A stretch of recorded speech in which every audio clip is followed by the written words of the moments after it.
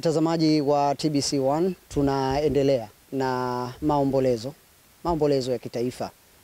Ukikumbuka mnamo majira ya jioni kabisa kwenye kumaliza siku ya Mei 7 mwaka 2025, Rais wa Jamhuri ya Muungano wa Tanzania Daktari Samia Suluhu Hassan kwa huzuni kubwa alitangaza taifa kuondokewa na aliyewahi kuwa Waziri Mkuu wa Jamhuri ya Muungano wa Tanzania na Makamu wa Rais pia, David Cleopa Msuya. Lakini David Cleopa Msuya ameacha alama katika taifa hili. Ametumika sehemu mbalimbali. Hii leo katika mahojiano ya kuendelea kumwenzi David Cleopa Msuya, niko nyumbani na hapa nimemfuata Balozi Ami Mpungwe.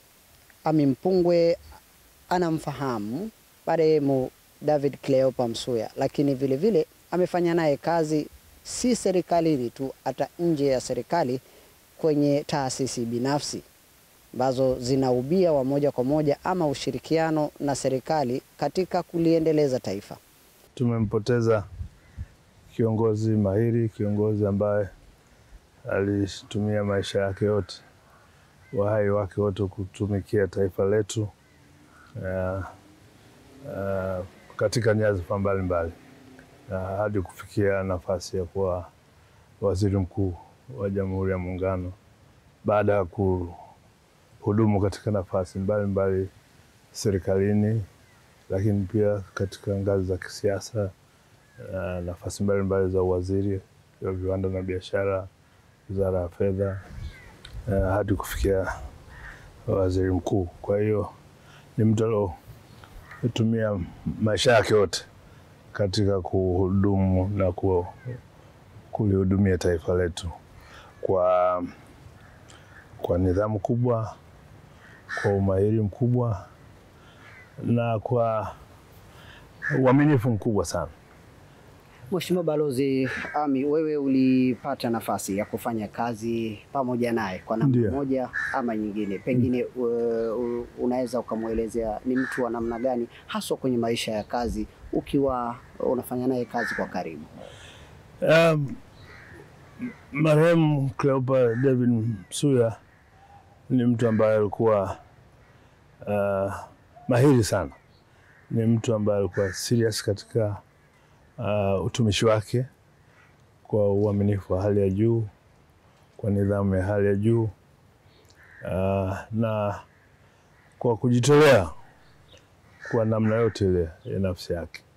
Ni mtu aliyodedicate maisha yake yote katika kulihudumia taifa letu katika nafasi mbalimbali za kiserikali, toka alipokuwa mtumishi wa serikali hata kuingia kwenye ngazi za siasa na kushika nyadhifa mbalimbali za siasa, hasa za waziri, mpaka alipokuwa hapo Waziri Mkuu. Mimi nilikuwa mtumishi wa serikali pia. Nilibahatika kufanya naye au kuwasiliana naye kwa karibu sana wakati nilipokuwa balozi wa Tanzania nchini Afrika Kusini baina ya mwaka 1994 mpaka nilipostaafu mwaka 99. Ndio. Na yeye kwa Waziri Mkuu kilikuwa kile kipindi ambacho pia tulikuwa tunafanya mageuzi makubwa sana ya kiuchumi ambayo lenga sana katika kufungua uchumi wetu kutoka kwenye mfumo wa kijamaa na kuelekeza katika mfumo wa soko huria, na kusimamia baadhi ya mambo, ukiachia ya sera ya sheria mpya na taratibu mpya za kuendesha mfumo wa soko huria. Pia kulikuwa na shughuli ya ubinafsishaji wa mashirika ya umma, na yeye alikuwa pia muumini kwa kwamba tunaweza kuingia kwenye mfumo wa soko huria ukafanya kazi vizuri, lakini pia na mashirika yanayobinafsishwa lazima wafanye kazi kama ilivyokuwa matarajio ya kubinafsisha. Kwa hiyo wakati kampuni ya bia ya Tanzania Breweries ilikuwa inabinafsishwa, yeye alikuwa waziri mkuu, na nakumbuka aliwahi kuja Afrika Kusini wakati mimi niko kule kama balozi, tukiwa na mazungumzo mbalimbali na wawekezaji wapya wale walikuwa South African Breweries, kuhakikisha kwamba ubinafsishaji unakwenda vizuri na malengo ya ubinafsishaji yanatimizwa kama yalivyotarajiwa, na mikataba mbalimbali tulioingia nayo baina yetu na hao wawekezaji. Na alikuwa lakini sihi na kuniongoza kwamba niwape ushirikiano wa kutosha wale wote ambao wanakuja kushiriki katika kuwekeza kwenye uchumi wetu, wakiwa pamoja na kampuni ya bia South African Breweries, ambao walikuwa wawekezaji wetu wapya kwenye kampuni yetu ya bia ya Tanzania. Tunakushukuru sana Mheshimiwa Ami Mpungwe, balozi. Ndio.